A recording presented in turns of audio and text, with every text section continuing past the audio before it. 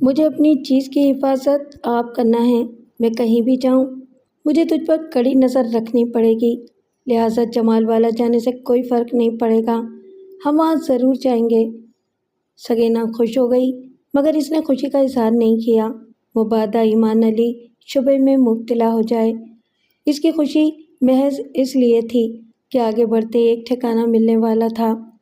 تھوڑی دیر بعد وہ اٹھ کر کھڑا ہو گیا اور اس کے ساتھ آگے پڑھنے لگا۔ آگے دونوں کے درمیان وہی جانی پہچانی خاموشی تھی، مگر سکینہ کے احساسات ایک ذرا سے بدل گئے تھے۔ اگرچہ اس کی وفا محض ایمان علی کے لیے تھی، مگر اس کی سوچ اس کے گیت کی طرف بلا رہی تھی، جو زخمی پرندے کی طرح پھڑپڑاتا ہوا کہیں گر پڑا تھا۔ اگر کسی گیت سے پیار ہے تو اس کا مطلب یہ نہیں کہ گیت والے سے بھی پیار ہو جاتا ہے۔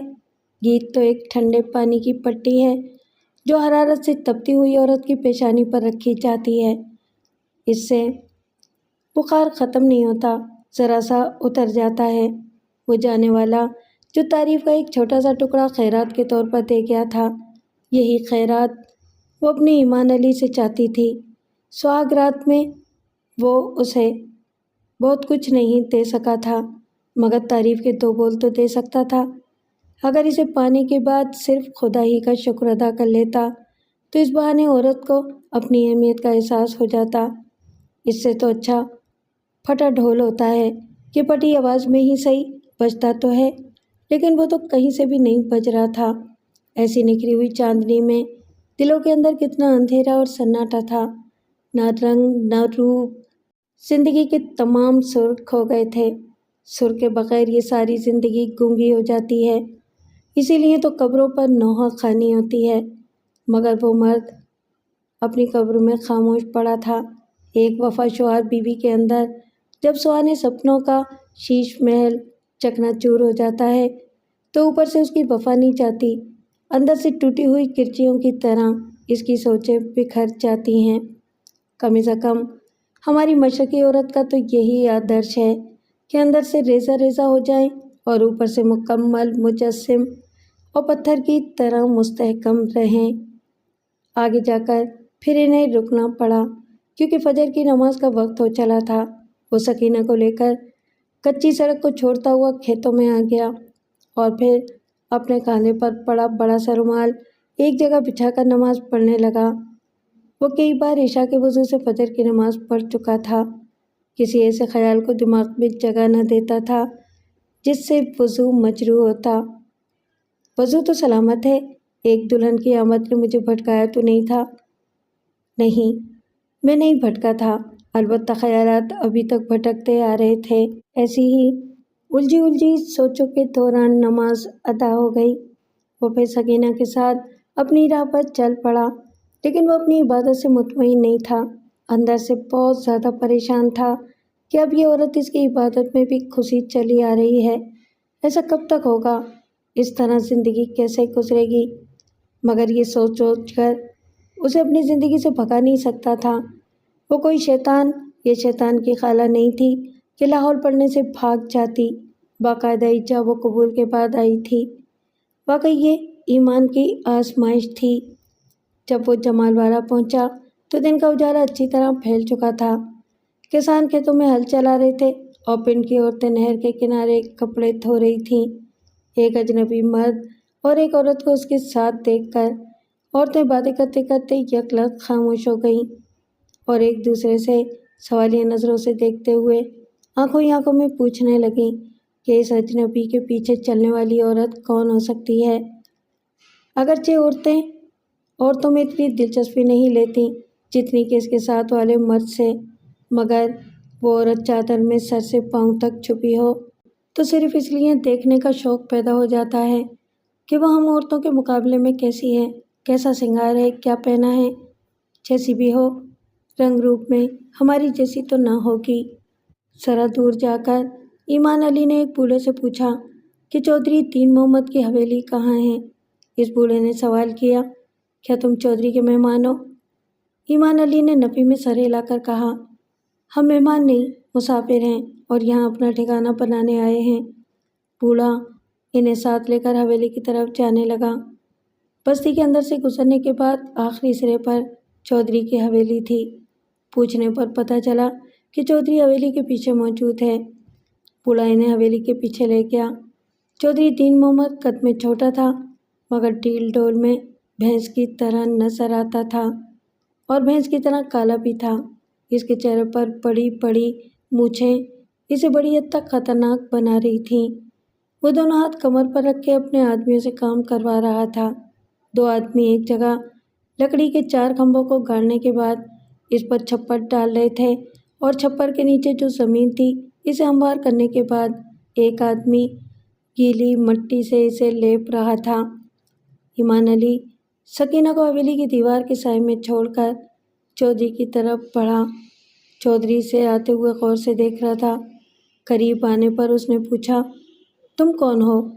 یہ پوچھنے کے دوران اس کی گچھے دار مونچھیں یوں ہلنے لگیں جیسے مونچھوں سے پوچھ رہا تھا۔ ایمان علی نے جواب دیا، میں حافظ قرآن ہوں، شاہپور کی مسجد میں پیش امام تھا۔ اس سے پہلے بھی کتنی ہی مسجدوں میں نماز پڑھا چکا ہوں، یہاں اپنا ٹھکانہ بنانے آیا ہوں۔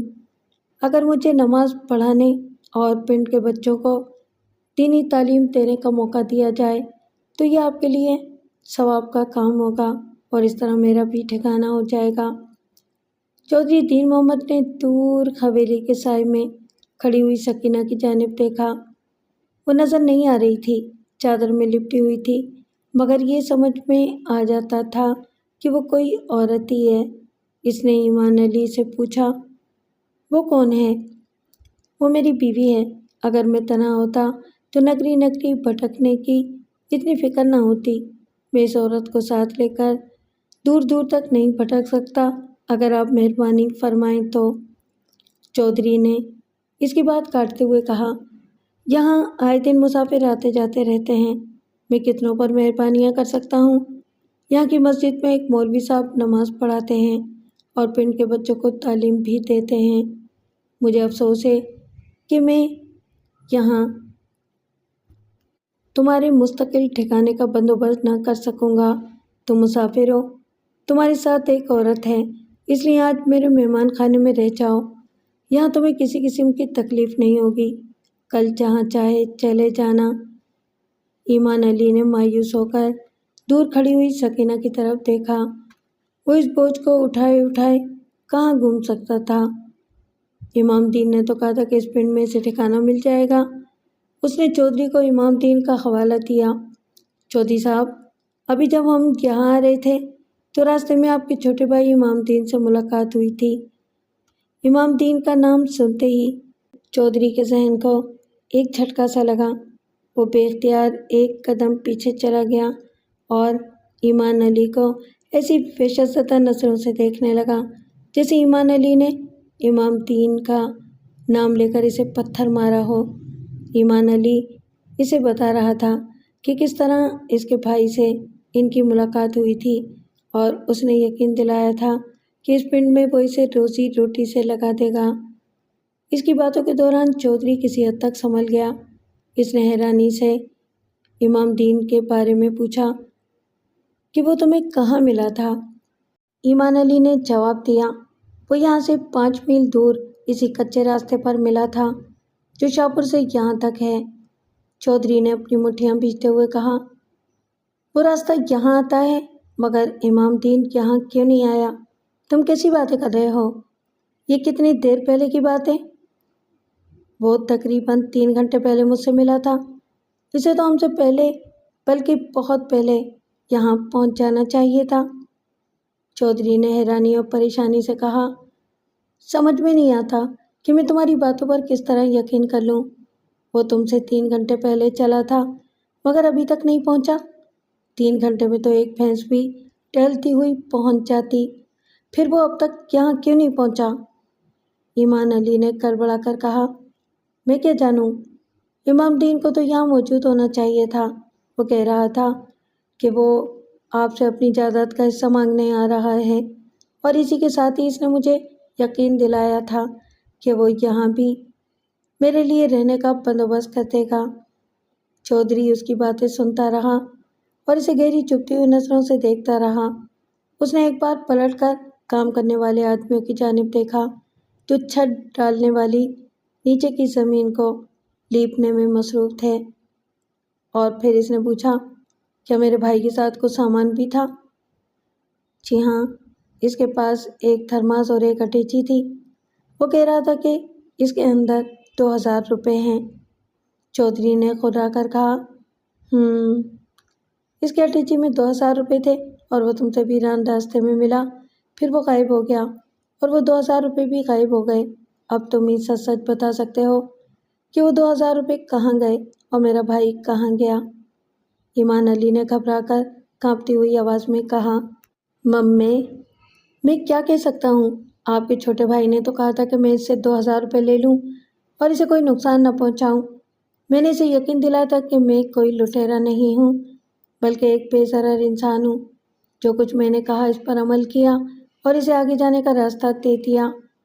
چودھری نے سخت لہجے میں پوچھا، تمہاری اس بات پر کون یقین کرے گا؟ آپ کو یقین کرنا چاہیے، میں لالچی انسان نہیں ہوں۔ جو کچھ مانگنا ہوتا ہے اپنے خدا سے مانگتا ہوں۔ اپنی محنت کے صلے میں دنیا والوں سے صرف 3 وقت کی روٹیاں طلب کرتا ہوں۔ کوئی میری ضرورت سے ایک روٹی بھی زیادہ دے تو میں نہیں لیتا، پھر 2000 روپے جیسی بڑی رقم کیسے لے سکتا ہوں؟ ہر شخص اپنی صفائی پیش کرتے وقت ایماندار بن جاتا ہے۔ ویسے تم اپنے چہرے اور آنکھوں کی معصومیت سے شریف آدمی نظر آتے ہو۔ تم یہاں ٹھہرو، میں ابھی آتا ہوں۔ یہ کہہ کر وہ اپنے آدمیوں کی طرف چلا گیا۔ وہ لوگ ابھی تک چھپر ڈالنے کے کام میں مصروف تھے۔ اس کے نیچے کی زمین اچھی طرح لیپ دی گئی تھی۔ چودھری نے اپنے تینوں آدمیوں کو قریب بلایا۔ جب وہ آ گئے تو اس نے پلٹ کر ایمان علی کی طرف یوں دیکھا جیسے اپنے اور اس کے درمیان فاصلے کو سمجھ رہا ہو۔ اتنا فاصلہ تھا کہ ایمان علی ان کی باتیں سن نہیں سکتا تھا۔ پھر بھی وہ احتیاطاً اپنے آدمیوں کے ساتھ ذرا دور چلا گیا۔ وہاں جا کر اس نے ان سے کچھ کہا۔ اس کی بات سنتے ہی وہ چونک کر ایمان علی کی طرف دیکھنے لگے۔ اتنے طویل فاصلے کے باوجود ایمان علی نے ان کے چہروں پر بہت زیادہ پریشانی اور گھبراہٹ دیکھی۔ پھر وہ چاروں ایک دوسرے کے قریب آ کر اس انداز میں باتیں کرنے لگے جیسے سرگوشیاں کر رہے ہوں۔ باتوں کے دوران ان کے ہاتھ ادھر سے ادھر ہل رہے تھے۔ ناچتے اور لہراتے ہوئے ہاتھوں سے اس حد تک اندازہ ہو رہا تھا کہ وہ ایک دوسرے کی بات کر رہے ہیں اور چودھری کے سامنے اپنی تجویز پیش کر رہے ہیں۔ اگر انسانوں کی دنیا میں بولنے کے لیے زبان نہ ہوتی تو اشاروں کی زبان سے بھی غریب اور امیر طبقے کا فرق واضح ہو جاتا ہے۔ وہ تینوں ملازم ہاتھ ہلا ہلا کر باتیں کر رہے تھے، مگر جب ان کے آقا نے زمین پر اپنا پاؤں پٹکا تو پاؤں کی ایک ہی ٹھوکر سے دوسرے طبقے کے ہاتھ کٹی ہوئی شاخوں کی طرح گر گئے۔ پہلے ان کے سر انکار میں دائیں بائیں ہل رہے تھے، چودھری کے پاؤں پٹکتے ہی نیچے اوپر ہلنے لگے۔ جب وہ لوگ ایک فیصلے پر متفق ہو گئے تو چودھری نے ایمان علی کے قریب پہنچ کر کہا، میرے ملازموں کا بھی یہی خیال ہے کہ تم شریف آدمی ہو۔ میرے ساتھ حویلی میں چلو، وہاں روٹی کھا کر تھوڑی دیر آرام کر لو۔ میرا خیال ہے کہ تم رات بھر کے جاگے ہوئے ہو، وہاں تم آرام سے سو سکو گے۔ ایمان علی سکینہ کو ساتھ لے کر چودھری کے پیچھے چلتا ہوا حویلی کے سامنے والے دروازے پر آ کر رک گیا۔ چودھری انہیں باہر چھوڑ کر اندر چلا گیا۔ تقریباً 15 منٹ بعد ان دونوں کو اندر بلایا گیا اور حویلی کا سامنے والا کمرہ انہیں آرام کرنے کے لیے دے دیا گیا۔ کھانے کے لیے روٹیاں بھی آ گئیں۔ سکینہ کو کھانے کے لیے زنان خانے میں بھیج دیا گیا۔ ایمان علی کھانا کھاتا رہا اور تشویش کا اظہار کرتا رہا کہ امام دین اپنے پنڈ کے قریب پہنچ کر کہاں غائب ہو گیا۔ ایمان علی نے اس سے پوچھا، کیا ایسا نہیں ہو سکتا کہ آس پاس کے پنڈ میں آپ کے رشتہ دار ہوں یا امام دین کا کوئی ایسا دوست ہو جس سے وہ ملنے چلا گیا ہو؟ ایسا کوئی نہیں ہے جس کے لیے وہ راستہ بدل دے۔ تم کہتے ہو کہ وہ مجھ سے جائیداد میں حصہ مانگنے آ رہا تھا۔ دوسرے یہ باتیں سنیں گے تو یہی شبہ کریں گے کہ میں نے اس کی جائیداد ہضم کرنے کے لیے اسے راستے سے ہٹا دیا ہے۔ زر، زن اور زمین ایسی چیزیں ہیں جس کے لیے بیٹے باپ کو اور بھائی بھائی کو قتل کر دیتے ہیں۔ تمہاری زبان سے جائیداد کے بٹوارے کی بات سن کر میرا سکون برباد ہو گیا ہے۔ تم نہیں جانتے کہ میرے رشتہ داروں میں کتنے میرے دشمن ہیں۔ وہ سب مجھے ایک نہ کرتا جرم کا مجرم ثابت کرنے کی کوشش کریں گے۔ ہاں، دشمن تو ہر وقت شیطان کی طرح پیچھے لگے رہتے ہیں، مگر میں نے تو وہی بات کہی ہے جو امام دین سے سنی تھی۔ کیا ضروری ہے کہ تم آئندہ بھی اس بات کو اپنی زبان پر لاؤ؟ کیا تم یہ نہیں سمجھ سکتے کہ اس طرح مجھ پر کتنی مصیبتیں نازل ہوں گی؟ اگر آپ کا ایمان کامل ہوگا تو کوئی آپ کو نقصان نہیں پہنچا سکے گا۔ جب آپ کا بھائی یہاں پہنچا ہی نہیں ہے تو کوئی یہ کیسے کہہ سکتا ہے کہ آپ نے اسے راستے سے ہٹا دیا ہے؟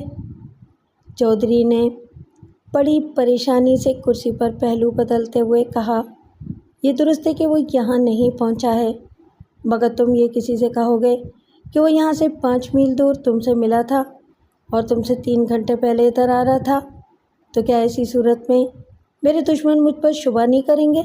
جبکہ آس پاس کے پنڈ میں نہ اس کا کوئی دوست ہے اور نہ ہی ہمارا کوئی رشتہ دار ہے، تو پھر وہ کہاں چلا جائے گا؟ ایمان علی نے حیرانی سے پوچھا۔ میں بھی حیران ہوں کہ وہ کہاں چلا گیا، مگر ہماری حیرانی دیکھ کر دوسرے تو مطمئن ہو سکیں گے۔ دوسروں کی زبان بند کرنے کے لیے کیا تم اپنی زبان بند نہیں رکھ سکتے؟ میری زبان بند رکھنے سے کیا ہوگا؟ میرا بھلا ہوگا، میں بہت سی پریشانیوں سے محفوظ رہوں گا۔ لوگ یہی سمجھیں گے کہ امام دین لاہور میں ہے۔ اگر وہ وہاں بھی نہ پایا گیا تو کوئی یہ نہ سمجھے گا کہ وہ پنڈ کی طرف آیا تھا اور یہاں سے 5 میل دور تم نے اسے دیکھا بھی تھا۔ جب کوئی اس بات کا چشمدید گواہ نہیں ہوگا، یعنی وہ چشمدید گواہ اپنی زبان بند رکھے گا، تو میری بہت سی مصیبتیں ٹل جائیں گی۔ ایمان علی نے روٹی کھانے کے بعد ہاتھ پوچھتے ہوئے کہا، مجھے امام دین کے ذکر سے کیا لینا ہے؟ یوں بھی میں غیر ضروری باتیں نہیں کرتا، میں کسی کے سامنے اس کی بات نہیں کروں گا، لیکن اس سلسلے میں اگر پوچھ گچھ ہوئی تو میں وہی کہوں گا جو سچ ہے، اور سچ یہ ہے کہ امام دین ادھر آ رہا تھا۔ جب آپ نے کوئی جرم نہیں کیا ہے تو آپ کو دنیا والوں سے ڈرنا نہیں چاہیے، صرف خدا سے ڈرنا چاہیے۔ چودھری نے ایک دم اسے گھور کر دیکھا، لیکن جلدی سمجھ گیا کہ اس وقت غصہ دکھانے سے کام نہیں چلے گا۔ اس کے سامنے جو مولوی بیٹھا ہوا ہے وہ بے ضرر ہے، اس سے ضد نہیں کر رہا ہے کہ اگر کوئی ایسا موقع آیا تو وہ سچ بولے گا، مگر اس کا ایمان اس کے لیے مصیبتیں پیدا کرنے والا ہے، لہٰذا اس کے ایمان کو کمزور بنانا ضروری ہو گیا ہے۔ یہ سوچ کر اس نے کہا، مولوی صاحب، ہمارے یہاں مسجد میں پہلے ایک مولوی صاحب ہیں جو بچوں کو پڑھاتے ہیں، اس کے باوجود میں تمہارے یہاں رہنے کے لیے تمہاری روزی کا بندوبست کروں گا۔ حویلی کے پیچھے جو چھپر ڈالا جا رہا ہے، میں وہاں بھینس باندھنا چاہتا ہوں، لیکن اس جگہ تمہارے لیے ایک مدرسہ کھولوں گا، تم وہاں بچوں کو پڑھایا کرنا اور بڑی عمر کے لوگوں کو دین ایمان کی باتیں سکھایا کرنا۔ ایمان علی نے خوش ہو کر کہا، امام دین آپ کا چھوٹا بھائی ہے، وہ آپ کی رحم دلی کو سمجھتا ہے، اسی لیے اس نے یقین دلایا تھا کہ میرے لیے یہاں روٹی کا بندوبست ہو جائے گا۔ مولوی صاحب، تم پھر امام دین کی بات کر رہے ہو، حالانکہ تم نے ابھی کہا تھا کہ اس کا ذکر کبھی نہیں کرو گے۔ میں نے جان بوجھ کر اس کا ذکر نہیں کیا ہے، آپ سمجھنے کی کوشش کریں۔ رزق حلال کا ذکر نہ کرتا تو میں ادھر کا رخ بھی نہ کرتا۔ اس نے مجھ پر بڑا احسان کیا ہے، آپ جیسے رحم دل انسان کے پاس مجھے پہنچا دیا ہے۔ دراصل میں اس کا احسان مند ہو کر اس کا ذکر کر رہا ہوں اور یہ نامناسب نہیں ہے۔ چودھری دین محمد اسے بڑی بے بسی سے دیکھنے لگا۔ اس کی سمجھ میں نہیں آ رہا تھا کہ اس مولوی کی زبان کو کیسے لگام دے۔ وہ چند لمحوں تک کچھ سوچتا رہا اور پھر کھانے کے برتن اٹھا کر وہاں سے جاتے ہوئے بولا، میں تمہارے لیے دوسرا کمرہ خالی کروا رہا ہوں، وہاں جا کر آرام سے سو جانا۔ یہ کہہ کر وہ کمرے سے چلا گیا۔ اس کے جانے کے بعد سکینہ آ گئی تو ایمان علی سکینہ کو وہ ساری باتیں بتانے لگا جو چودھری اس سے کر رہا تھا۔ سکینہ نے کہا، مجھے تو دال میں کچھ کالا نظر آ رہا ہے، پتہ نہیں چودھری تجھ سے یہ کیوں کہہ رہا ہے کہ اس کے بھائی کا نام زبان پر نہ لائے۔ बेचारे चौधरी के बहुत से दुश्मन हैं। वो इस बात से डरता है कि लोगों को जब पता चलेगा कि इमामदीन इधर आया था तो सारे दुश्मन खामखा उसे इल्ज़ाम देंगे कि वो जायदाद का बंटवारा नहीं चाहता था, इसलिए इसने रास्ते से अपने भाई को हटा दिया है। ये दुनिया किसी भी शरीफ आदमी को चैन से नहीं रहने देती। मेरे साथ भी तो यही हो रहा है, इसीलिए मैं चौधरी की परेशानियों को समझता हूँ। इस बेचारे को भी खामखा इसके दुश्मन परेशान करेंगे। सकीना इसका मुंह तकने लगी। वो अपनी शरीक हयात को बता रहा था कि शाहपुर आने से पहले कहाँ कहाँ ठोकरें खाता रहा है और लोग किस तरह इसकी ईमानदारी को हिमाकत समझकर इसे बेवकूफ़ बनाते रहे थे। सकीना ये सब कुछ सुन रही थी और इसे ऐसी नज़रों से देख रही थी जैसे इसके सामने एक मासूम बच्चा बैठा हुआ हो। वो खूब समझती थी कि ये दुनिया वाले रुपए पैसे की खातिर किस तरह खून के रिश्तों को काट कर फेंक देते हैं। इसे शुबा था कि चौधरी दीन मोहम्मद ने अपने भाई को सिर्फ जायदाद की खातिर हमेशा के लिए अपने रास्ते से हटा दिया है, लेकिन इसने ईमान अली के सामने अपने शुबे का इजहार नहीं किया। वो सोच रही थी कि अगर ईमान अली को इस बात का यकीन हो जाए कि दीन मोहम्मद अपने बेगुनाह भाई का कातिल है तो फिर वो इस हवेली की रोटी नहीं खाएगा, यहाँ से भी आगे बढ़ जाएगा। और पिछली सारी रात चलते रहने के बाद सकीना में अब इतनी सकत नहीं रह गई थी कि वो आगे बढ़ सकती। और आगे बढ़ने से हासिल भी क्या होता? क्या इसे आगे ईमानदार लोग मिल जाते और ईमान अली को हलाल की रोटियां नसीब हो जाती? इसे यकीन नहीं था, इसीलिए वो सोच रही थी कि इसे खामोश रहना चाहिए और ईमान अली को अपने तौर पर ईमानदारी से सोचने के लिए छोड़ देना चाहिए। वो चौधरी दीन मोहम्मद को बेचारा समझ रहा था तो बेचारा ही समझता रहे। थोड़ी देर बाद इन्हें दूसरे कमरे में बुलाया गया। वहाँ 2 चारपाइयों पर बिस्तर बिछे थे। ईमान अली ने कमरे का दरवाज़ा अंदर से बंद करने के बाद चारपाइयों की तरफ तवज्जो दी तो वो दोनों एक दूसरे से लगी हुई थीं। इस तस्वुर से ही उसका दिल धड़कने लगा। इसने फ़ौरन ही एक चारपाई को खींचकर दूसरी चारपाई से अलग किया और इसे कमरे के आखिरी सिरे पर ले जाकर इस पर बैठते हुए बोला, तू रात भर की जागी हुई है, तुझे नींद आ रही है, जा उधर मुंह फेर कर सो जा। वो अपनी चारपाई पर बैठते हुए बोली, मुंह फेर कर सोने से नींद नहीं आएगी, अगर तुझे आ सकती है तो सो जा, मैं जागती रहूँगी और तुझे देखती रहूँगी, देखना तो हराम नहीं है ना। वो बड़ी बेबसी से अपनी दुल्हन का मुंह देखने लगा और फिर सर झुकाकर कुछ सोचने लगा। सकीना को बहुत तरस आया। इस दुल्हन की समझ में नहीं आ रहा था कि वो किस तरह अपने मजाजी खुदा को समझाए कि कमरे की 4 दीवारी में वो अगर अपने उसूलों से हट जाएगा तो क्या फ़र्क पड़ेगा। दरअसल शदीद भूख के मारे इंसान के उसूलों में सरासी लचक पैदा हो जाती है। अगर इस हद तक फाका हो कि वो फाका नाकाबिले बर्दाश्त हो जाए तो हराम चीज़ें भी खाने के लिए हलाल हो जाती हैं। लिहाजा इसके फाके को नाकाबिले बर्दाश्त बनाने के लिए उसने लेटे लेटे भरपूर अंदाज में अंगड़ाई ली कि दुपट्टा एक तरफ ढलक गया। वो एकदम से लरस गया और पूरी तरह अकलाते हुए कहने लगा, ये क्या बेहयाई है, तुझे चादर ओढ़ कर लेटना चाहिए। वो इसकी तरफ करवट बदल कर बोली, तेरे सामने बेहयाई क्या है ये? मैं बाजार में तो नहीं बैठी हूँ, किस लिए ओढ़ूँ चादर? क्या तुझसे पर्दा वाजिब है? ईमान अली का एक हाथ तकिए पर रखा हुआ था। फिर वो रोते हुए बोला, तेरी बहुत सी बातों का मेरे पास कोई जवाब नहीं है। मैं बहुत मजबूर हूँ सकीना। मैं जहाँ जाता हूँ लोग मेरे ईमान को कमज़ोर बनाने की कोशिश करते हैं। तू वक्ती तौर पर पराई है मगर सारी ज़िंदगी के लिए मेरी अपनी है। कम से कम तू मुझे कमज़ोर तो ना बना, मुझ पर रहम कर, मुझे मेरे हाल पर छोड़ दे। ये कहते ही वो फूट फूट कर रोने लगा। सकीना के जहन को एक झटका सा लगा। वो जल्दी से उठकर बैठ गई। इसने इसकी आंखों में आंसू देखकर खुद को नदामत की गहरी पस्ती में गिरते हुए महसूस किया। वो दुपट्टे को दुरुस्त करते हुए इसके सामने आई और फर्श पर घुटने टेक कर कहने लगी। इसकी आंखों में भी आंसू थे। مجھے معاف کر دے، میں اتنی بری ہوں کہ اپنے ایمان کو بھی رلا دیا۔ میرے لیے اس سے زیادہ شرم کی بات کیا ہوگی کہ تو سنبھلنا چاہتا ہے اور میں گرانا چاہتی ہوں۔ اب سمجھ میں آ گیا کہ تو گرنے والا نہیں ہے۔ ایمان کے سامنے تو مجھے منہ کے بل گرنا چاہیے اور میں گر چکی ہوں۔ اب میں اس طرح رہوں گی کہ تیرا دل اس طرح کبھی نہ روئے گا، مجھے معاف کر دے۔ یہ کہہ کر وہ فرش پر سے اٹھی اور اپنے دوپٹے کے آنچل سے اس کے آنسو پوچھنے لگی۔ وہ جلدی سے پیچھے ہٹ کر لیٹ گیا اور پھر دوسری طرف کروٹ بدل کر سر کے نیچے رکھے تکیے کے کھینچ کر اپنے بازوؤں میں لے لیا۔ تکیے کے سرکتے ہی بہت سارے کرنسی نوٹ بستر پر بکھر گئے۔ وہ ہڑبڑا کر اٹھ بیٹھا اور بڑی حیرانی سے 10-10 اور 50-50 کے نوٹوں کو دیکھنے لگا۔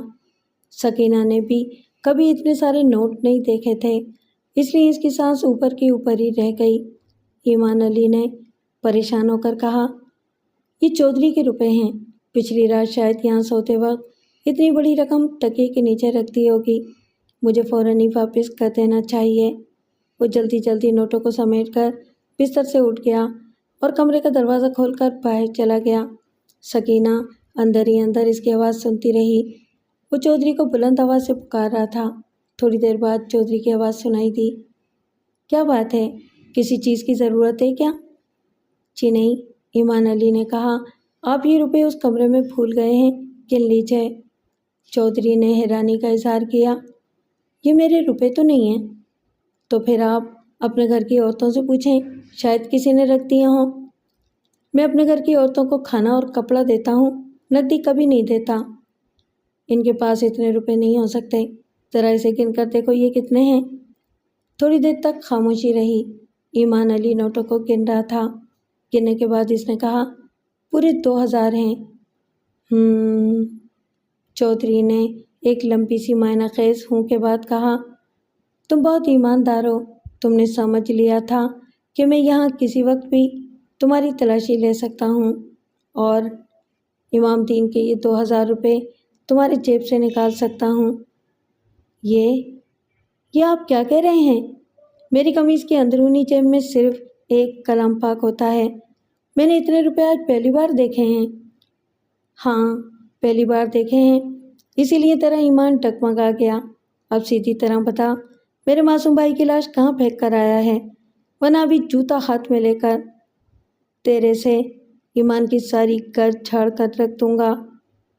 ایمان علی ایک دم ٹوٹ کر فرش پر بیٹھ گیا۔ اس کے لیے اس سے زیادہ شرم اور توہین کی بات اور کوئی نہیں ہو سکتی تھی۔ ایمان علی کا سر چکرا رہا تھا۔ وہ فرش پر اکڑوں بیٹھا ہوا سر اٹھا کر اور دیدے پھاڑے اپنے سامنے کھڑے ہوئے بھینس نما چودھری کو دیکھ رہا تھا۔ اس وقت چودھری ایک ہاتھ میں جوتا لیے کھڑا تھا اور اس کے سر پر بجانے کے لیے تیار تھا۔ اس گھڑی سے دائیں بائیں آگے پیچھے اوپر نیچے ہر سمت جوتے ہی جوتے نظر آ رہے تھے اور یہ گیان حاصل ہو رہا تھا کہ اس کے چاروں طرف متحرک انسان اتنا زیادہ نہیں چلتے ہیں جتنے کہ ان کے درمیان جوتے چلتے ہیں۔ یہ دنیا کیا ہے؟ جوتوں کا بہت بڑا گھر ہے۔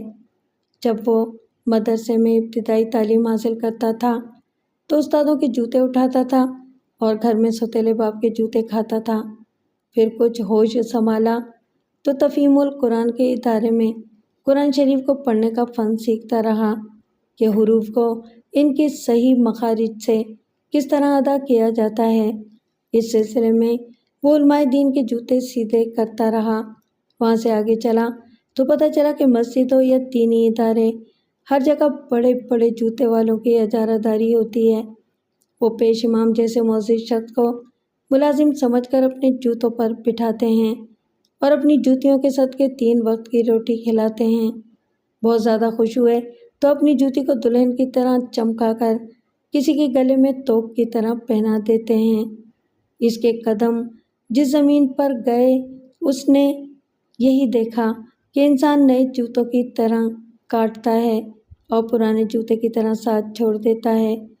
اقتصادی اور معاشرتی زندگی میں جوتے سکہ رائج الوقت کی طرح چلتے ہیں، کسی کو مار کر کچھ دیتے ہیں اور کسی کو مار کر سب کچھ چھین لیتے ہیں، اور یہ سب کچھ محض اس لیے ہے کہ انسان ایمان کے سائے سے ہٹ کر جوتوں کے سائے میں بڑی خوشی سے زندگی گزارتے ہیں۔ دروازے پر کھڑی سکینہ نے اپنے ایمان پر الزام آتے دیکھ کر کہا، چودھری جی، ذرا انصاف سے کام لو، ایک شریف آدمی کو چور اور قاتل نہ بناؤ۔ میرا خامد ایسا ایمان والا ہے، اس نے کبھی کسی کی جیب سے ایک پھوٹی کوڑی بھی نہیں نکالی ہے، کبھی کسی سے دشمنی نہیں کی ہے، پھر کسی کو قتل کیسے کر سکتا ہے؟ تم سوچے سمجھے بغیر اسے جوتے مارنے کی دھمکی دے رہے ہو اور ایک شریف آدمی کی توہین کر رہے ہو۔ چودھری نے دروازے کی طرف دیکھا جس کے پیچھے سکینہ کھڑی ہوئی تھی۔ وہ نظر نہیں آ رہی تھی، مگر ایک عورت کی سریلی آواز سن کر وہ ذرا نرم پڑ گیا اور مسکرا کر کہنے لگا، اگر کوئی انسان کی زبان نہ سمجھے تو جوتے سمجھا دیتے ہیں۔ میں نے تیرے خامد کو زبان سے سمجھانے کی کوشش کی کہ مجھ پر کس طرح چھوٹے بھائی کے قتل کا الزام آ سکتا ہے۔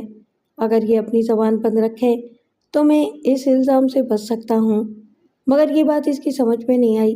یہ اپنی ایمانداری جھاڑتا رہا کہ پوچھ گچھ ہوئی تو وہ سچ بولے گا۔ اب میں پوچھتا ہوں کہ اس سے 2000 روپے کے بارے میں پوچھ گچھ ہوئی تو اس کی سچائی کیا کام آئے گی؟ اس کے بیان کی سچائی کے مطابق سب یہی سمجھیں گے کہ امام دین اسے راستے میں ملا تھا اور اسے 2000 روپے دے کر اپنی جان بچا کر یہاں آنا چاہتا تھا، مگر وہ یہاں تک نہیں پہنچ سکا۔ اس کے 2000 روپے اس وقت اس کے ہاتھوں میں ہیں۔ وہ پولیس والوں کے سامنے 1000 قسمیں کھا کر یقین دلائے کہ یہ روپیہ اس نے امام دین سے نہیں چھینا ہے اور چھیننے کے لیے اسے قتل نہیں کیا ہے، تو ہی بتا کون تیرے خامد کی سچائی پر یقین کرے گا؟ دیکھ، میں سمجھتا ہوں کہ تیرا خامد مجرم نہیں ہے، واقعی ایماندار ہے، اس طرح میں بھی مجرم نہیں ہوں، لیکن میری اور تمہاری سچائی کو اس دنیا میں کون سمجھتا ہے؟ انہیں سمجھانے کے لیے تھوڑا سا جھوٹ کا سہارا لینا پڑتا ہے یا آنکھوں دیکھی باتوں سے انکار کرنا پڑتا ہے۔ انہوں نے کچھ نہیں دیکھا، انہیں راستے میں کوئی نہیں ملا تھا، بس اتنا سا جھوٹ کہہ دینے سے یہ دنیا والے ہماری تمہاری سچائی پر یقین کر لیں گے۔ سکینہ نے پوچھا، تم کہتے ہو میرا خامد مجرم نہیں ہے، تو پھر یہ روپے کس کے ہیں؟ چودھری نے جواب دیا، تیرے خامد کو ایک اچھا سبق سکھانے کے لیے میں نے یہ روپے تکیے کے نیچے رکھ دیے تھے۔ جس کے پاؤں میں جوتا کاٹتا ہے وہی تکلیف کو سمجھتا ہے۔ اب تیرے ایمان والے شوہر کو جوتا کاٹ رہا ہے تو اسے بلا کر پوچھ کہ اب کیسی تکلیف ہو رہی ہے۔ میرے دل میں بے ایمانی ہوتی تو میں کبھی یہ تسلیم نہ کرتا کہ یہ روپے میں نے تکیے کے نیچے رکھے تھے۔ میں ابھی تھانے دار کو بلاتا اور اسے قانون کے حوالے کر دیتا۔ ایمان علی چیختا چلاتا رہتا، کوئی اس کی سچائی کو تسلیم نہ کرتا۔ اس کے خلاف بہت سے ثبوت حاصل ہو جاتے کیونکہ خود اس کا بیان اسے مجرم ثابت کرتا ہے۔ تو ذرا سمجھدار معلوم ہوتی ہے، ان باتوں کو اچھی طرح سمجھ لے گی، اس لیے میں تجھے موقع دیتا ہوں کہ اسے سمجھا لے۔ نہیں سمجھے گا تو پھر میں قانونی کارروائی کروں گا۔ یہ کہہ کر اس نے ایمان علی کو کمرے کے اندر جانے کا حکم دیا۔ ایمان علی نے اپنی جگہ سے اٹھتے ہوئے وہ 2000 روپے چودھری کو واپس کرنے چاہے، مگر چودھری نے انکار کرتے ہوئے کہا، ابھی یہ روپے تیرے ہی پاس رہیں گے، جب ہم ایک فیصلے پر متفق ہو جائیں گے تو میں تجھے چوری اور قتل کے بہت بڑے الزام سے بچا لوں گا اور یہ روپے بھی واپس لے لوں گا۔ جا پہلے اپنی گھر والی سے باتیں کر لے۔ ایمان علی سر جھکا کر کمرے میں آ گیا۔ سکینہ نے دروازہ بند کرتے وقت دیکھا چودھری دروازے کے باہر کرسی رکھ کر بیٹھ رہا تھا، یعنی وہ ایمان کی زبان سے اپنے حق میں فیصلہ سنے بغیر وہاں سے ٹلنے والا نہ تھا۔ سکینہ دروازے کو اندر سے بند کر کے ایمان علی کی طرف پلٹ گئی۔ وہ ہاتھوں میں 2000 کی کٹی پکڑے بستر کے سرے پر یوں بیٹھا ہوا تھا جیسے اپنے ہاتھوں میں چودھری کا دیا ہوا جوتا پکڑے ہو۔ سکینہ نے اس کے قریب آتے ہوئے کہا، تجھے کب عقل آئے گی؟ تو ایماندار بنتا ہے، یہ اچھی بات ہے، مگر تیرا ایمان صرف تیری ذات تک ہونا چاہیے۔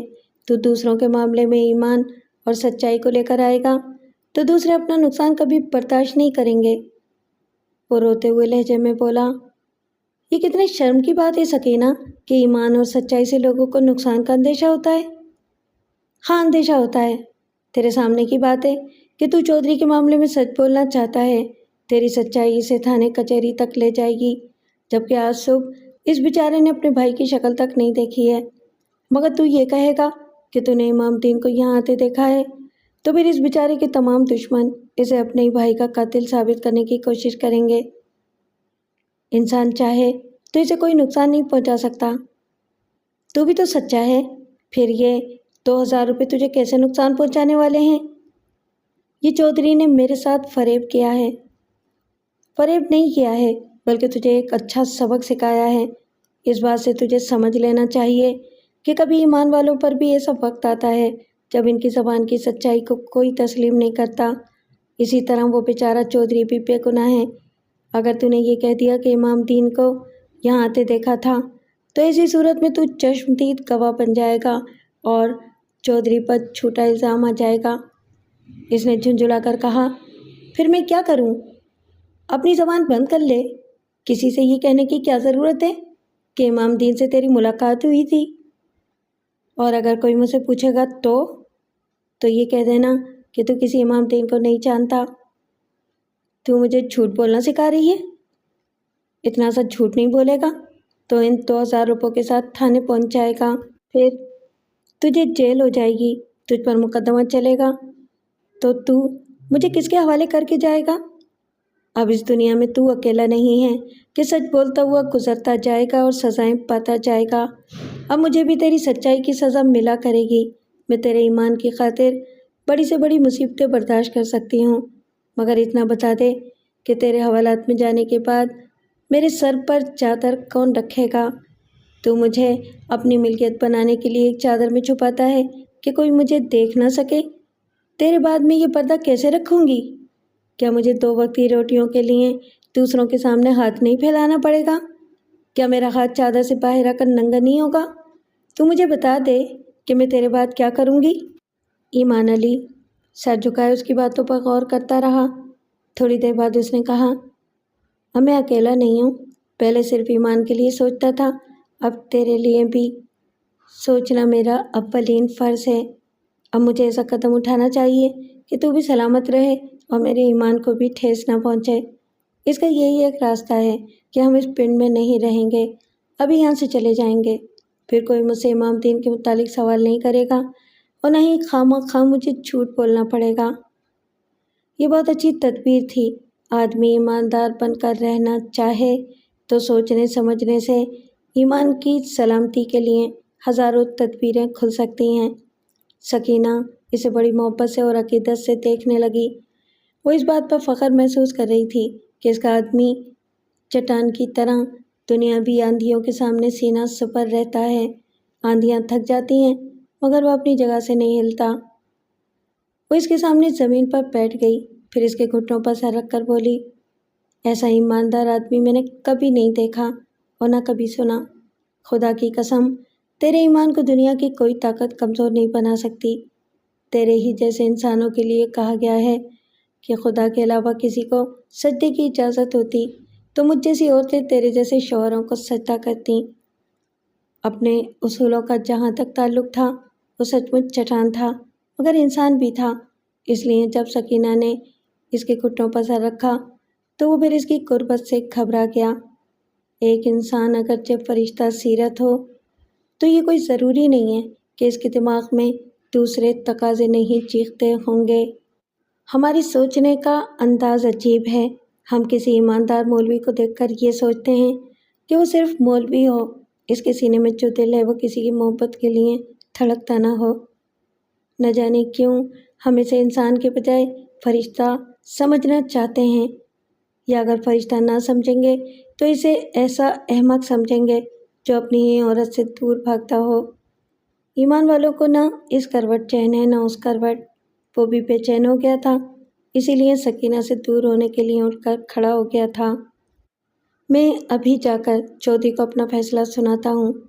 وہ سکینہ سے کترا کر نکل گیا، پھر کمرے کا دروازہ کھول کر باہر آیا اور سامنے کرسی پر بیٹھے ہوئے چودھری سے کہنے لگا، چودھری، یہ بات میری سمجھ میں آ گئی ہے کہ بعض اوقات انسان کتنا ہی سچا ہو، دنیا والے اس کی سچائی کو تسلیم نہیں کرتے، صرف حالات اور واقعات کے پیش نظر اسے مجرم سمجھ لیتے ہیں۔ تمہاری باتوں سے پتہ چلتا ہے کہ تم نے کوئی جرم نہیں کیا، لہٰذا اگر میں یہاں نہ رہوں اور یہاں سے دور چلا جاؤں گا تو پھر مجھ سے کوئی پوچھنے والا نہیں رہے گا۔ اس طرح میرا ایمان بھی سلامت رہے گا اور تمہاری پریشانی بھی ختم ہو جائے گی۔ اس لیے اب تم یہ 2000 روپے رکھو، میں اپنی گھر والی کو لے کر ابھی یہاں سے چلا جاتا ہوں۔ تم کہاں جاؤ گے؟ یہ دنیا بہت بڑی ہے، میں کہیں دور چلا جاؤں گا۔ مگر تم نے یہ کیسے سوچ لیا کہ میں تمہیں جانے دوں گا؟ تم اس بات کی چشم دید گواہ ہو کہ تم نے امام دین کو یہاں آتے دیکھا ہے۔ اگر تم دوسرے پنڈ جا کر کہو گے تو یہ بات میرے دشمنوں تک پہنچ جائے گی۔ میں یہاں سے دور جا کر کسی سے نہیں کہوں گا۔ جب کسی سے نہیں کہو گے تو یہیں رہو۔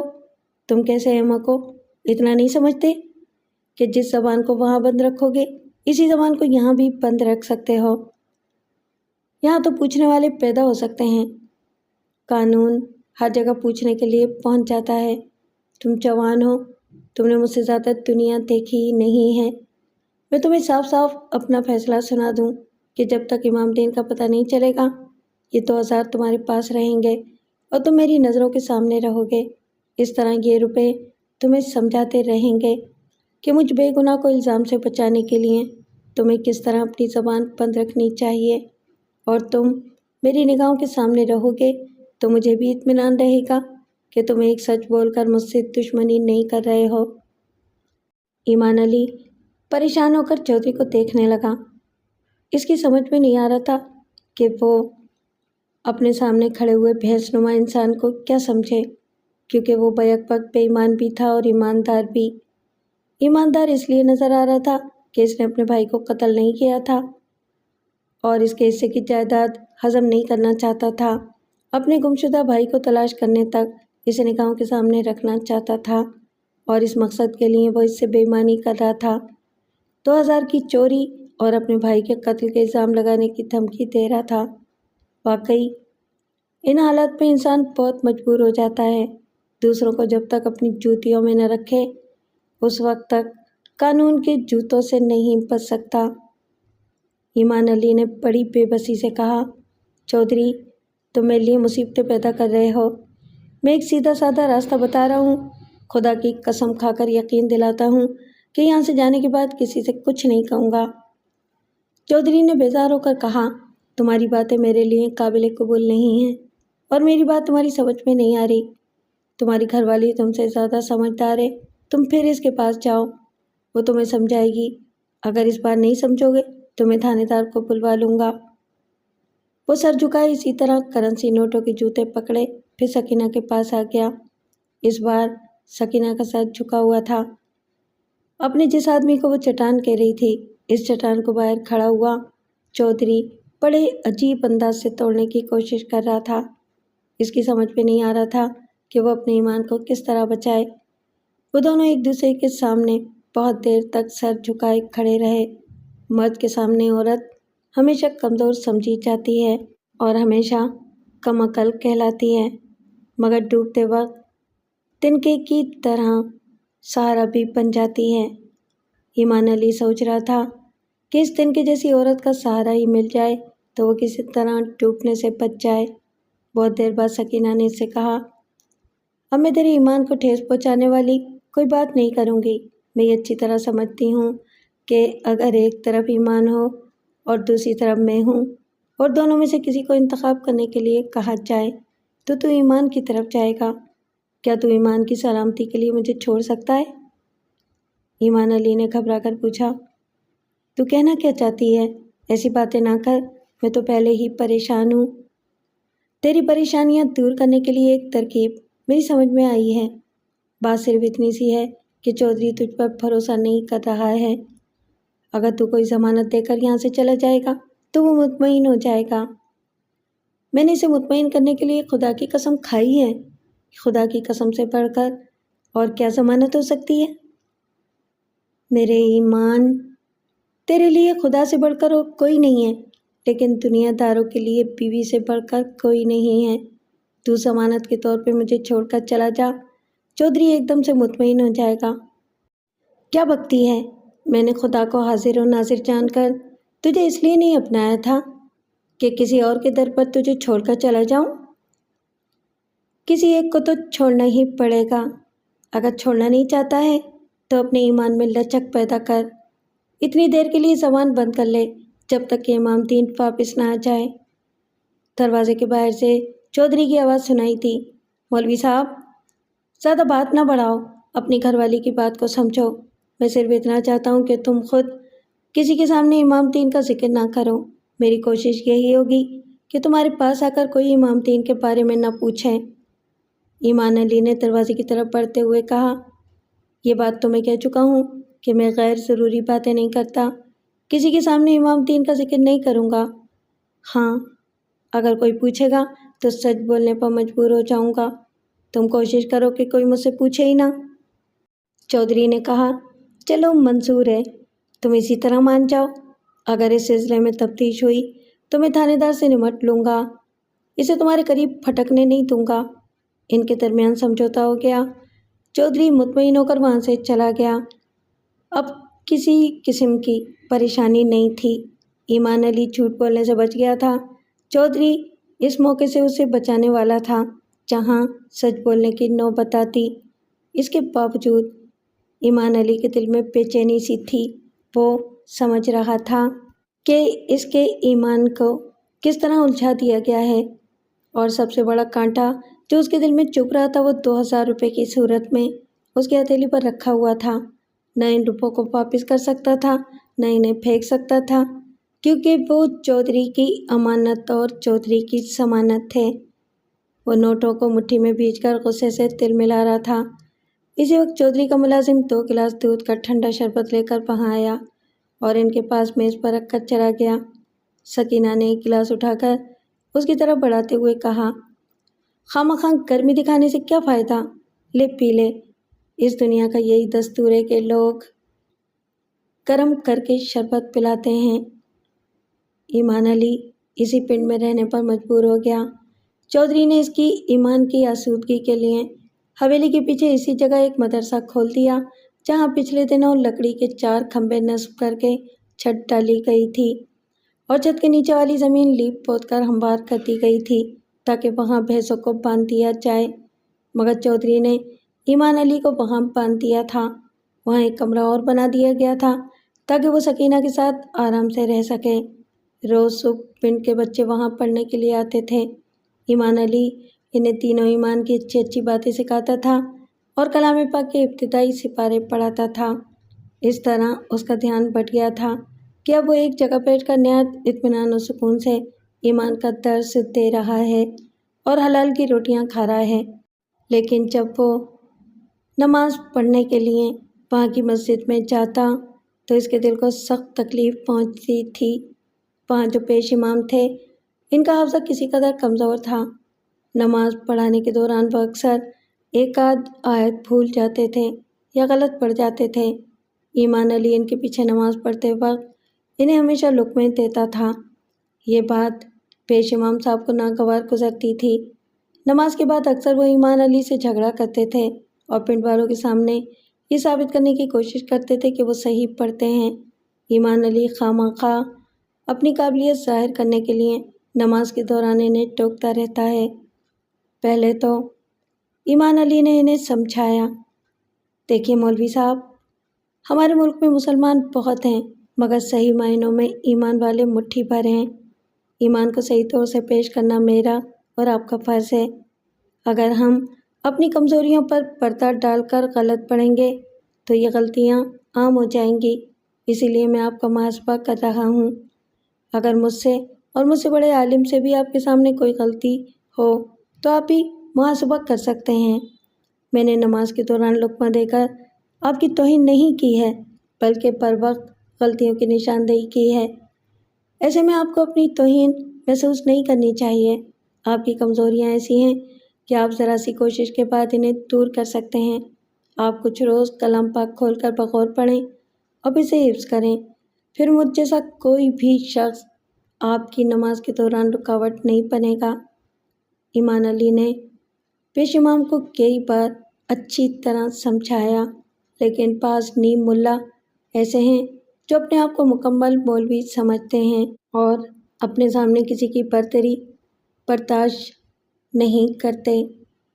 جب وہ سیدھی طرح راہ راست پر نہیں آیا تو ایمان علی نے یہ مسئلہ چودھری تک پہنچایا۔ چودھری حافظ قرآن نہیں تھا، وہ یہ فیصلہ نہیں کر سکتا تھا کہ دونوں مولویوں میں سے کون درست کہہ رہا ہے۔ آخر پنچایت میں یہ فیصلہ ہوا کہ شہر سے کسی بڑے مولوی کو بلایا جائے۔ اس عالم کے سامنے دونوں مولوی کلام پاک تلاوت کریں گے۔ حقیقت سامنے آ جائے گی کہ تلاوت کے سلسلے میں کس مولوی کا حافظہ کمزور ہے۔ چودھری نے اپنے ایک خاص آدمی کو لاہور کی طرف روانہ کیا تاکہ وہ وہاں جا کر اس کے چھوٹے بھائی امام دین سے ملے اور اس سے کہے کہ وہ کسی بڑے عالم سے ملاقات کرے اور اس عالم کو پنڈ میں آنے کی دعوت دے۔ چودھری نے امام دین کے نام خط لکھا اور اسے بھی پنڈ آنے کے لیے کہا تھا تاکہ دونوں بھائی پوری دیانتداری سے جائیداد کا بٹوارا کر لیں۔ پھر اس پنڈ میں بڑے عالم کا انتظار ہونے لگا۔ مسجد کے پیش امام کے دل میں گھبراہٹ پیدا ہو گئی تھی کیونکہ وہ اپنی کمزوریوں کو اچھی طرح سمجھتا تھا، مگر اکثر لوگوں کی طرح وہ دوسروں کے سامنے اپنی کمزوریوں کا اعتراف نہیں کرتا تھا۔ اب پول کھلنے والا تھا، اس لیے وہ بہت زیادہ پریشان ہو گیا تھا اور پریشانیوں کے باعث نماز کے دوران اور غلطیاں کرنے لگا۔ ایمان علی سے معاف نہیں کرتا تھا، ہمیشہ اپنا فرض ادا کرنے کے لیے نماز پڑھتے وقت اسے لقمہ دیا کرتا۔ 2 دن کے بعد چودھری کے آدمی نے شہر سے واپس آ کر بتایا کہ شہر میں امام دین سے ملاقات نہیں ہوئی، لیکن ایک عالم صاحب دوسرے دن پنڈ میں پہنچنے والے ہیں۔ جس روز چودھری کا آدمی یہ خبر لے کر آیا، اسی رات پیش امام مسجد چھوڑ کر بھاگ گیا۔ ایک عالم دین کے اس پنڈ میں پہنچنے سے پہلے ہی ایمان علی کی سچائی ثابت ہو گئی۔ گاؤں والے اور زیادہ اس کی عزت کرنے لگے۔ اسے مسجد کا پیش امام بنا دیا گیا۔ ایمان علی کو عزت ملی تو اس نے خدا کا شکر ادا کیا اور پچھلی تلخیوں کو بھلا دیا۔ وہ گزری ہوئی بہت سی باتوں کو بھلا سکتا تھا، لیکن سکینہ گزرے ہوئے وقت کی طرح اس کے دماغ سے نکل نہیں رہی تھی۔ سکینہ کو وہ بھلا ہی نہیں سکتا تھا۔ اسے حویلی کے پیچھے 2 کمروں کا جو کچا سا مکان رہنے کے لیے دیا گیا تھا۔ اس کے ایک کمرے میں سکینہ رات گزارتی تھی اور دوسرے کمرے میں جہاں وہ بچوں کو تعلیم دیا کرتا تھا وہیں بستر پر پڑا رات بھر کروٹیں بدلتا رہتا تھا۔ اگرچہ سکینہ اب اس کے سامنے بہکانے والے انداز میں نہیں آتی تھی، لیکن عورت کی جانی بوجھی ادائیں نہ ہوں تب بھی اس کی موجودگی 1000 جلووں سے بہکاتی ہے۔ 1000 ضبط کے باوجود بھی بہت کچھ سوچنے پر مجبور کر دیتی ہے۔ ایمان علی بھی سوچنے پر مجبور ہو جاتا تھا۔ اس کی سمجھ میں نہیں آتا تھا کہ کس طرح اپنی آنکھیں بند کرے اور قدرت کے ایک حسین شاہکار کو دیکھنے سے انکار کر دے۔ دوسرے دن ایک بہت بڑے عالم صاحب تشریف لائے تو ایمان علی نے ان کے سامنے زانوئے ادب طے کیا۔ جس مسئلے کے پیش نظر انہیں بلایا گیا تھا وہ تو پہلے ہی حل ہو چکا تھا۔ ایمان علی نے اپنی معلومات میں اضافے کے لیے ایک نیا مسئلہ پیش کیا۔ جناب، ایک مسئلہ درپیش ہے۔ زید نے ایک مسلمان دوشیزہ سے شادی کی۔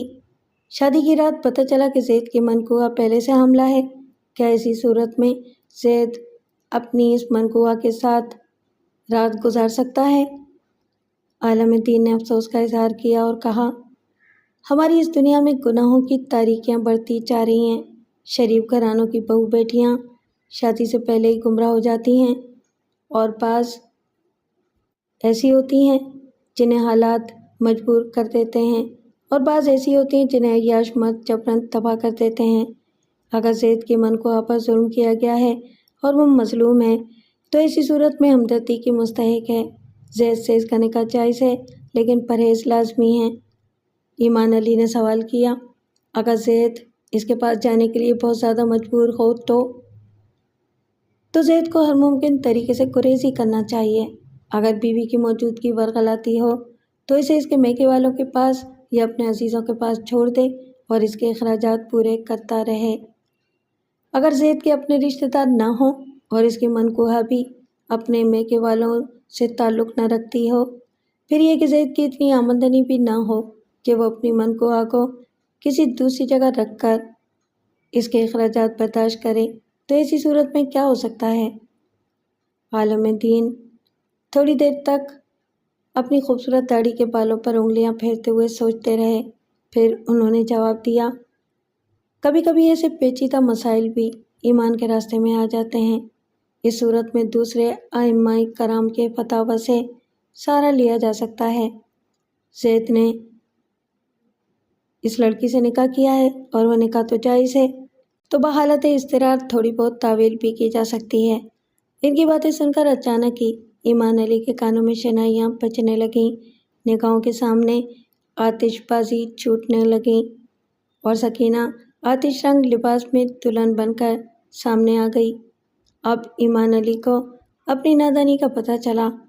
اگر وہ پہلے ہی کسی بڑے عالم سے رجوع کرتا تو اس طرح پریشان نہ ہوتا۔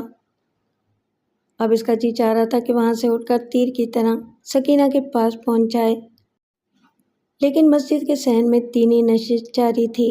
چودھری دین محمد کے علاوہ کئی دوسرے بڑے بوڑھے بھی عالم دین کے سامنے بادب بیٹھے ہوئے تھے اور دین کی باتیں بڑی توجہ سے سن رہے تھے۔ وہ مسجد کا پیش امام ہو کر دینی مجلس کو چھوڑ نہیں سکتا تھا، لہٰذا اسے دل پر بڑا جبر کرنا پڑا۔ وہ مجلس کے اختتام تک وہاں رکنے پر مجبور تھا، اس لیے اس نے دوسرے مسائل پر بحث شروع کر دی۔ جناب، زید اپنے دوست بکر کے بارے میں ایسی بات جانتا ہے کہ اگر وہ زبان کھولے تو قانون کی گرفت میں آ جائے، بلکہ پھانسی کے پھندے تک پہنچ جائے گا، جبکہ بکر سچ مچ میں قاتل نہیں ہے۔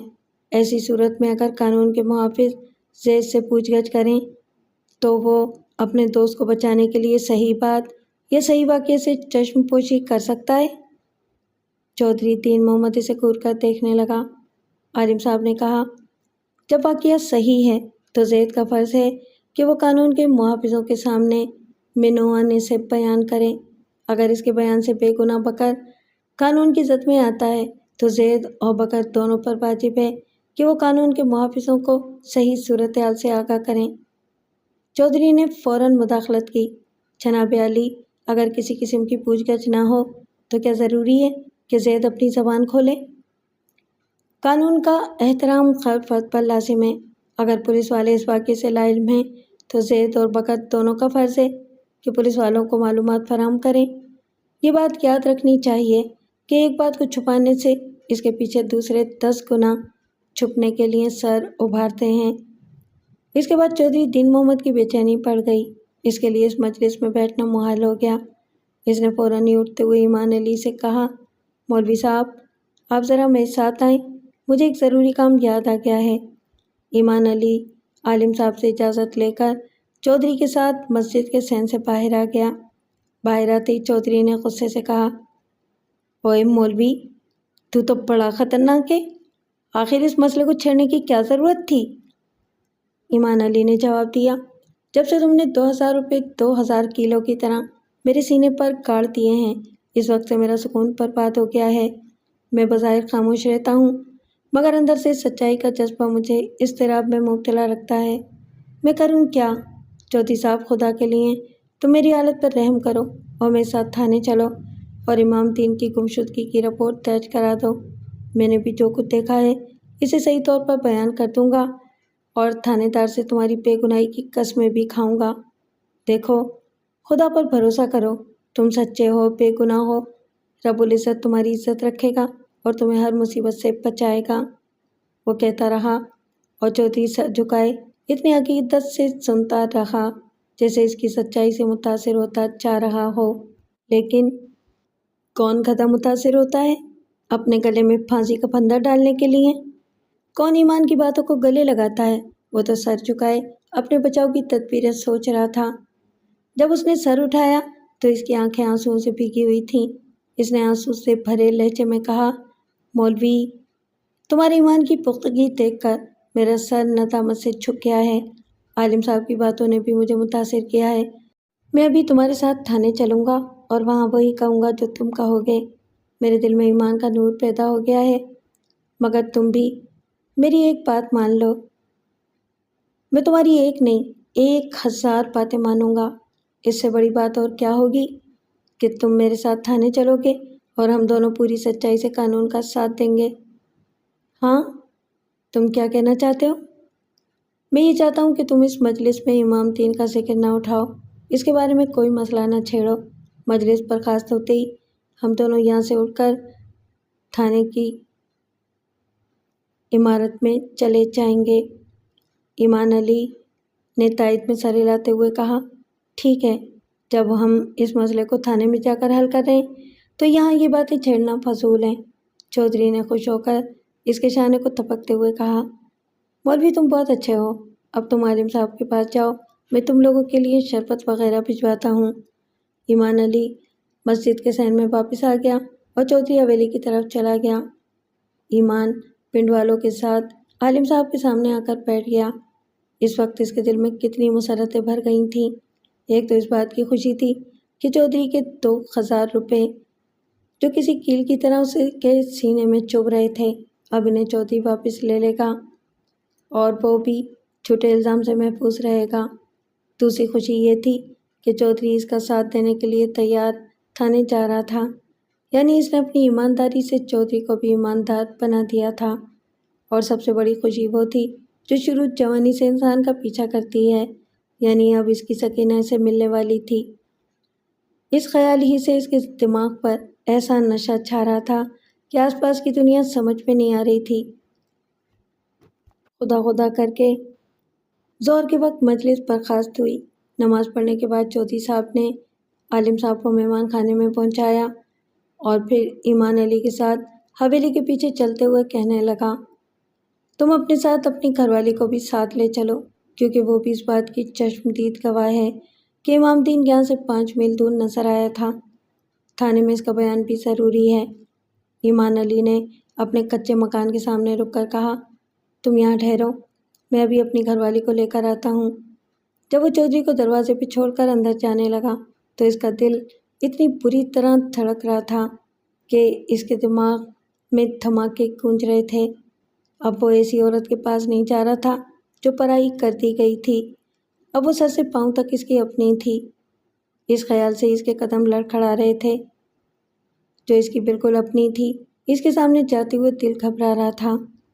جب وہ دوسرے کمرے میں پہنچا تو سکینہ چولہے کے پاس بیٹھی ابلتی ہوئی آنڈی کو دیکھ رہی تھی۔ ایمان علی اس سے بہت کچھ کہنا چاہتا تھا، اسے خوشخبری سنانا چاہتا تھا، مگر اس کی سمجھ میں نہیں آ رہا تھا کہ اتنی ساری باتیں کس طرح زبان سے ادا کریں۔ پھر آخر ہچکچاتے ہوئے وہ کہنے لگا، وہ جو عالم صاحب آئے ہیں نا، انہوں نے کہا ہے کہ… کیا کہا ہے؟ یہی کہ تو بالکل میری ہے، اگر میں چاہوں تو تجھ سے دور نہیں رہ سکتا۔ مگر اب میرا دل گھبرا رہا ہے۔ یہ کہتے ہی اس نے ایک ہاتھ سے سر کو تھام لیا، جیسے جذبوں کے ہجوم میں چکرا رہا ہو۔ سکینہ نے فوراً ہی آگے بڑھ کر اسے سہارا دینے کے لیے تھام لیا۔ بس اتنا ہی سہارا کافی تھا۔ ایمان علی نے اپنا سارا بوجھ اس پر ڈال کر اپنا سر اس کے شانے پر رکھ دیا۔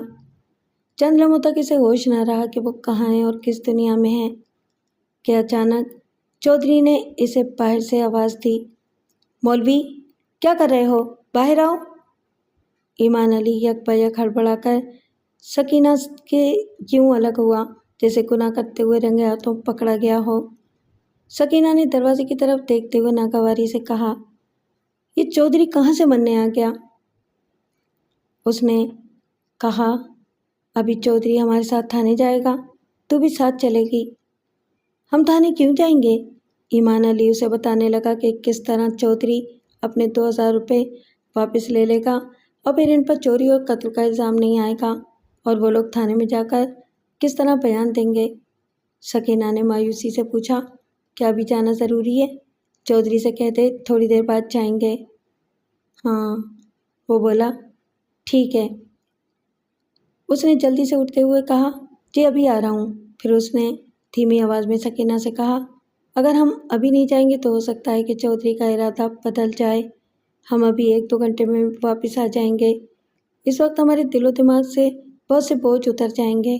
چودھری اپنے 2000 روپے واپس لے لے گا اور میں چوری اور قتل کے الزام سے بری ہو جاؤں گا۔ یہ بات سکینہ کی سمجھ میں آ گئی۔ وہ نیک وقت بھی یہی چاہتی تھی کہ کسی طرح اس کا ایمان ان مصیبتوں سے نجات حاصل کر لے۔ اس نے اپنے من کو مار کر چادر اٹھائی، پھر اس میں خود کو اچھی طرح چھپاتی ہوئی ایمان علی کے پیچھے چلنے لگی۔ جب دونوں مکان سے باہر آئے تو چودھری کے ساتھ اس کا ایک اور ملازم کھڑا تھا۔ وہ چاروں تھانے کی طرف جانے لگے۔ تھانہ وہاں سے 6 میل کے فاصلے پر تھا۔ وہ پنڈ سے نکل کر کھیتوں کے درمیان سے گزرنے لگے۔ 2 میل کے بعد کھیتوں کا سلسلہ ختم ہو گیا، گھنے درختوں کا سلسلہ شروع ہو گیا۔ 1 میل کا فاصلہ اور طے کرنے کے بعد چودھری نے رک کر چاروں طرف دیکھا۔ دور دور تک ویرانی تھی، وہاں سے کسی اور آدمزاد کے گزرنے کی توقع نہ تھی۔ جب چودھری نے چاروں طرف سے اطمینان حاصل کر لیا تو ایمان علی کی طرف دیکھا تو اس کے تیور بالکل بدل چکے تھے۔ اس نے سخت لہجے میں کہا، مولوی، میں نے تیری قبر کے لیے یہی جگہ پسند کی ہے۔ چودھری کے منہ سے یہ بات نکلتے ہی اس کے ملازم نے بڑا سا چھرا نکال لیا۔ ایمان علی نے گھبرا کر پیچھے ہٹتے ہوئے کہا، یہ کیا تم مجھے مار ڈالنا چاہتے ہو؟ میں نے تمہارا کیا بگاڑا ہے؟ چودھری نے غصے سے کہا، تو جب سے یہاں آیا ہے میرا کام بگڑتا ہی جا رہا ہے۔ ابے او ایماندار کے بچے، تجھے میرے ہی پنڈ میں آنا تھا۔ جب تک تو زندہ رہے گا اس وقت تک میرے سامنے پھانسی کا پھندا لٹکتا رہے گا۔ جب تم نے اپنے بھائی کو قتل نہیں کیا ہے تو تمہیں کون پھانسی پر چڑھائے گا؟ تمہیں خدا پر بھروسہ کرنے سے میں سزا سے نہیں بچ سکوں گا۔ تیری سچائی مجھے لے ڈوبے گی۔ پولیس والے تیرے بیان ہی سے یہ سمجھ لیں گے کہ میں امام دین کا قاتل ہوں، اور یہ بات صحیح بھی ہے، میں نے اسے قتل کر ڈالا ہے۔ ایمان علی کا منہ حیرت سے کھل گیا۔ چودھری نے حقارت سے کہا، اوئے ایمان والے بے وقوف، تو بے ایمانی کی دنیا میں آ کر ایمان کی بات کرتا ہے؟ بے وقوف، تو زمین پر بیٹھ کر پنڈ کے بچوں کو کلام پاک کی تعلیم دیتا ہے۔ اسی زمین کے نیچے امام دین دفن ہو گیا ہے۔ تو جب پہلی بار حویلی کے پیچھے آیا تھا تو اس سے 1 گھنٹہ پہلے ہی اسی زمین کے نیچے امام دین کو دفن کر کے اس زمین کو میں لیپ پوت کر برابر کروا رہا تھا۔ پہلے میرا ارادہ تھا کہ وہاں بھینس باندھوں گا، پھر میرے ذہن میں یہ تدبیر آئی کہ وہاں تجھے باندھ کر رکھوں گا تو پولیس والے کبھی شبہ نہیں کریں گے۔ جہاں کلام پاک کی تعلیم دی جاتی ہے اس کے نیچے میرے بھائی کی لاش پڑی ہوئی ہے۔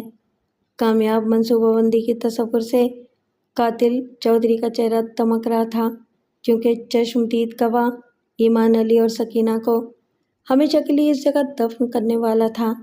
اس نے اپنے ملازم سے کہا، اوئے دیکھتا کیا ہے، ختم کر دے اس ایمان کے بچے کو۔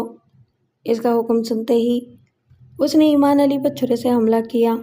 ایمان علی سہم کر بھاگ نہ سکا، صرف ذرا سا کترا کر ایک طرف ہو گیا، جس کے باعث چھرا سینے کی طرف آنے کے بجائے شانے کو زخمی کرتا ہوا گزر گیا۔ بے ایمان کے ہاتھوں ایمان کا لہو اچھل پڑا۔ وہ زخم کی تاب نہ لا کر زمین پر گر پڑا۔ ملازم نے چھرے کو دوبارہ ہتھیلی میں تول کر اس پر حملہ کرنا چاہا، مگر اسی وقت اس کی آنکھوں کے آگے تارے ناچ گئے۔ وہ لوگ سکینہ کو ایک کمزور عورت سمجھ کر بھول گئے تھے۔ سکینہ نے ایک بڑا سا پتھر اٹھا کر اس کے سر پر دے مارا تھا۔ ملازم کے ہاتھ سے چھرا گر پڑا۔ سکینہ پتھر پھینک کر فوراً ہی چھرے کو اٹھا چکی تھی، مگر وہ دشمنوں پر حملہ نہ کر سکی۔ چودھری اسے پکڑنے کے لیے آگے بڑھ رہا تھا۔ وہ چھرا لے کر بھاگتی ہوئی چیخنے لگی، بچاؤ بچاؤ، میرے ایمان کو بچاؤ، کوئی خدا کا بندہ ہے، میرے سہاگ کو بچاؤ۔